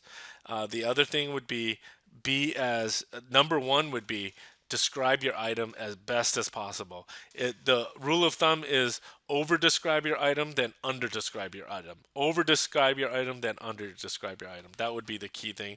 And always communicate well, and then always offer a 14-day minimum return policy. Just want to give you a real quick review on PayPal.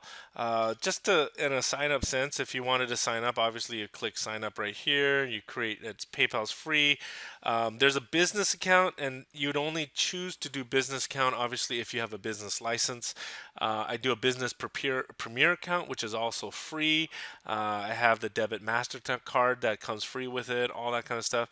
But you could do the general one that everyone could sign up for to have a PayPal account. You definitely need a verified checking account, a verified savings account if you want to put that in. Credit cards, you definitely want to put that in too. Verified credit cards, and the key one is a verified address that that you are living at where you're saying that you're living at. And obviously, they're not going to accept PO boxes or anything like that. So just know that when you sign that up. A Premier account, if they have it on the personal side, please sign up for that one. You definitely get a little more benefits over that. But there's not too many differences, so just understand that. And if you are only selling about, we're promoting on our eBay and Amazon videos here that, we're not being unrealistic in saying that you're going to make $50,000 a year or $100,000 a month type of thing. We're just saying, do you want to earn like $500 to $700 a month? per month, extra for just working maybe 9 to 10 hours a week, and just a little extra income. But yet you're asking maybe the tax question: am I going to get a 1099? Do I have to pay taxes? Is PayPal going to send it to me? And you could look on their, once you sign up, you could look up their customer support or their help section, and you could ask, just type in 1099, and I did this before. It'll come up with their help answers, and basically one of them will say, just as long as you don't make over 20,000 or making 200 trans payments a year, then they will not send out a 1099 to you. So that will be just your money that you just make on the side. That's for you. It's just like a virtual garage sale for you, and it's not a serious business for you. And so they're not going to send out a 1099 if you're under 20,000 a year, gross sales, 200 different payments more a year. So that's pretty simple enough to understand. All right, we're back here now again with my eBay account, and what we're going to talk about right now is about refunds. Part of customer service, or just owning a retail store, that you're going to get refunds, or returns and then refunds. And so it's very easy for you to do that. You obviously need to be linked with your PayPal account with that. And the best way to do refunds, the way they now eBay has it, didn't have it before. They have a return section, so it makes it a lot easier for a customer. I have one that they started the return, but then they didn't actually return it back to me. But if they did actually return it back to me and ship it back to me, eventually when I receive it, then a pop-up would come out, and if I checked out the item and the item was fine, and they returned it within the amount of time that I said, about 14 business days, then I will go ahead and issue a refund here. And that's all it would be, and then it would take it out of your PayPal account, and it would be done. And so eBay has made it actually pretty easy for you to do a return process. And for me, the way that you want to become a top rated seller, and as I showed you from before, if you want to become a top rated seller, that's right here. You need to provide good customer service, and you need to be reasonable with your refunds and your returns. And eBay is definitely looking for that, and they want to see that you've done a good job with returns and refunds. And so my rule of thumb for myself, and if you want to be a top rated seller, is that, if something went wrong with the product, and the customer says, hey, the battery's not working that you sent me with, or it doesn't fit right or anything, I just let them return it and then give them a full refund. That's how I operate, and that's how I've gotten to be top rated sellers. And I've talked to other eBay sellers, and that's how they do it also. And so the way that other ways to do it is that if someone doesn't want it, they message me. Let's say that we found out that in our messages that, let's say that he, I'm not going to click on these ones, but he said, hey, I want to return the items. What I would do is then message him back and say, hey, um, send it back to my address, and I'll give him my address, and then he would send it back. And then once I receive it and it's in good condition, and possibly I could resell it at that point too, because he didn't do anything with it. And then so I will go ahead and issue the full refund through PayPal. It's really easy. All you have to do is go through the ID, and then, or go to the view sales record, and if you see on here, and I'll show you here, everything that has been paid and shipped here will all have, these are all the things that have been paid and shipped. They all have a sales record. And within the sales record, you'll see an email address. And if it's been done within, I believe, 60 days, you'll see an email address. And the best way to find it on PayPal, the transaction for this $20.14 is through the email address. And then you could do a find transaction, and then through email address, and then you'll find it, and then you'll just issue it through PayPal, and then it would be a done deal. And then PayPal and eBay communicate together, and then it sends a message out for you that the buyer has received a refund, and then it's a done deal. We're gonna do a simple thing that everyone. If you want to sell on eBay, you're gonna have to register on eBay, and the easiest way to do it is, it's kind of hidden, but just there's a sign in button and a register button right here. Just obviously hit register, and then you got to start, obviously put your name and email and create password. And I'm not going to do that right now, because I've already, have an eBay account. That's where you submit, and that's where you start off. And you're going to have to put obviously your address in there, and eventually you do have to put either your checking account information or your credit card information down, because they're going to take the fees off of your credit card information. They're not going to take it out of your PayPal. PayPal is going to be a separate. They're taking fees out of there. It's a very small fee compared to the eBay's. And I think I talked about this before, and I did talk about it.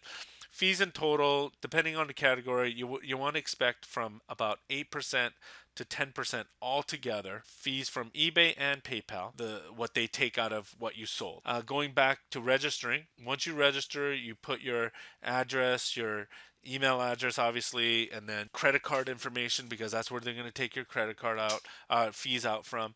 And then you also want to put then that's where it starts off, and it's a pretty simple process at that point. You can start selling right away. If you have similar products that you looked at, if you said, oh, I got a laptop I don't use anymore and it's still in good condition, and I want to sell that thing, and you can go and look for similar products, and you can start selling that, that eBay, that laptop right away. And so that would be pretty cool. And we're going to show you Amazon. And before I really get in, as you can see, we have the Amazon site all up now. I just wanted to tell you a little bit about Amazon versus eBay. Obviously, most of our content has been on eBay, and that was for good reason. I do sell on both platforms, on eBay and Amazon. However, I do more business on eBay. I favor eBay a little bit more. But I could totally understand why people favor Amazon also.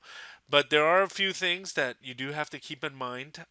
Definitely, they have their distinctions and their differences. Amazon, eBay is, in general, they let you control your money right away. I'm just talking about the top things, and then also with eBay, with Amazon, you don't get to control your money right away. They actually hold on to your money for about a week or two before they release it.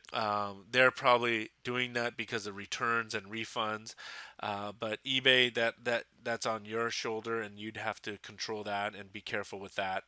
But and then the other thing is there's more restrictions. I believe there are more restrictions on Amazon than on eBay of what you can sell and what you can't. For example, you cannot sell, if you're a new seller, you cannot sell clothing items or name brand clothing items on Amazon at all. Um, but there obviously are tons of other categories that you can sell on. But to do this, let's do a simple thing. If you're a new customer, and if you want to sign in, and you want to create your own account, and obviously you want to start here, just like eBay. You put your name, your email address, and then it'll go on. Once you put your address in, they want you to put your checking account or credit card information in, because they're going to assume that maybe you're buying right now. But it's also, you have to do this as a seller too, so you have to create your own account, and you can do that. But let's go ahead and see if you're setting it up to sell something. It's very easy to actually sell something on eBay. My son just bought a yo-yo. I just bought him a yo-yo on Amazon, and so I'll just look for a yo-yo item. And let's say that I went to like a garage sale, or I went to a store that was liquidating these Dulkin Pulse yo-yos, and your competitor right now is Amazon. And here what you do is you'll say, wow, I have this, and I bought it for $1 each, and I want to sell it on Amazon, and I have about 100 of them. And so this is where you actually this is the button that you press to sell on Amazon. But before you do, you want to do a little research, and you want to see your other competition. These are all the other people that are selling the exact same yo-yo for new on Amazon for this price. So as you can see, Amazon themselves are not even the cheapest price on their site. There are people like the Ned Show, or I can't even read this name here at all, but they're cheaper than Amazon. So and they're offering free shipping, and this person's only offering 80 cents shipping, and so there's these are the competition that you can sell for. Obviously, the more you sell, the higher price you get, and the more shipping you charge, you're going to be lower on the list, and that's kind of important too. So you got to understand that before you start selling on Amazon. Uh, the so let's say that you wanted to start selling on Amazon, and here you go. You press that sell on Amazon, and what it will do, it will list your item's condition, and then you obviously have to put new. You don't really have to put a condition note, so you don't have to put that, and then you want to put your item price, your item SKU. This is not mandatory either. If you don't know it, you don't have to, and then you can decide right here, I want to ship this item myself to the customer if it sells, or you can press the button, I want Amazon to ship it for me and provide customer service for all my items if they sell. And I will show you what that means. And that's typically called fulfillment by Amazon, FBA. That's what, if you hear the word FBA on there, that's what you're going to go for. And here are, if you do want to ship it yourself, you do have the shipping. Um, you have to charge them shipping. You could offer different prices, and you can see that later on. But this is the typical way, and then you go continue. Uh, and let's just make that up right now. Let's say that I want to sell it for eight. Let's say even 750. Let's see what it does here. And then obviously it's going to want you to sign in. And so it's going to want you to create an account. And what that would lead you to is I have an account here and my email address. And once you sign in there, it will actually take you to this Amazon seller site. And that's how easy it becomes to sell. All right, we're back here, and this is my Amazon Seller Central account. This is where it will take you to if you started selling on Amazon, and you got to get it all set up. Um, and there's a difference between getting an individual account and a professional account. And the professional account, there's a monthly cost, and I believe it's either $49.99 or $59.99. You can look that up. And if the way you can tell which plan you're on is selling on it says individual, and you got to modify your plan if you want to upgrade it. And here it is, individual. Click upgrade to learn the benefits of becoming a professional seller. And so all that really means is that basically you'll have more ability to sell. You can control your shipping costs. You could, meaning like if you want to charge free shipping or no free shipping, you can't do that on an individual plan. You actually have to go with their preset plan on shipping. And there's a lot more to a plan, but most people, if you're just a casual seller, will obviously you'll take an individual plan. Again, if you are selling something, and then this is where the inventory is, and we'll just do a quick overview on this. And these are the things that I've sold in the past. You can see inactive or active. But let's say that I had this book, the South Beach Diet, and and it will give you a preview of the fee, and then your price and your shipping, and the lowest price that's out there right now on Amazon. It will actually advertise this, and so this is a good place to look and see, or like, okay, I need to lower my prices. You can do a comparison shopping here, but regardless, let's say right now you want to sell it for $5. And but then this one is actually in FBA. What that means is fulfillment by Amazon fee, and that includes this fee here. And so how you do this is that what you can do is, let's say that you click an item, like for example that South Beach diet, and then you click that, and you go here, and then you can either change to fulfill by Amazon or to fulfill by merchant, which is me. Merchant is me, and so you can go there and you can change it around, or you can go and go to a an active item, which is an inactive item, and change it to relist it. And if you relist it, you can either change to a fulfillment by Amazon, or create and then relist it first of all, which I don't have right now. I'll just show that example, and then relist it, and these are the items, and then you'll show the price and do it again, and then you could here again, uh, if you go to the next item, I believe the next screen, vital information.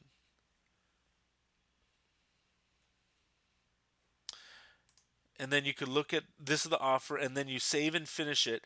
Actually, on the next page, you will have the option to sell it on Amazon, fulfillment by Amazon. And it's definitely a process to go through. It's not an easy process to do, but what that means is that, let's say that you sourced a product and you bought it from DHgate, or from you bought it from a used goods store, or wherever you fulfilled it from, and then you want to sell it on Amazon. You're allowed to do it. You checked out that it's a category that you're allowed to sell on, and then you can sell it right here on Amazon, and then send it over to the FBA. And what that does, I can't walk you through every single thing that means, because I got to sell something then. But what that means is that what they will provide you is actually the shipping label. Obviously, the only thing you need to do is provide the box to ship all these things in. Let's say that it was even one book, or two books, or three books, or even 100 books. Let's say that you're shipping 100 books over there. You can actually pre-label them. They'll give you labels to put on each book, because they're going to scan it and look at the number, and then you put it in a box. You label the label. You get the labels that they give you, that you printed out your own computer, put it on the book, and then, or the item, and then you ship it back. You ship it to Amazon, because they're going to give you a label that you can buy from Amazon, and they're going to use UPS, and it's a very discounted price from UPS. Let's say it normally costs, like, a 50 pounds of books would cost you, let's say, almost $100. It'll be even probably, when I shipped my books, it was probably only $20. It was because they have a contract with UPS, and then you ship it there. They receive it, and then they put it in their shelves, in their system, and once it sells, they will um, they will pack it for you, ship it for you, and take care of all the customer service. And that's basically how fulfillment by Amazon will work.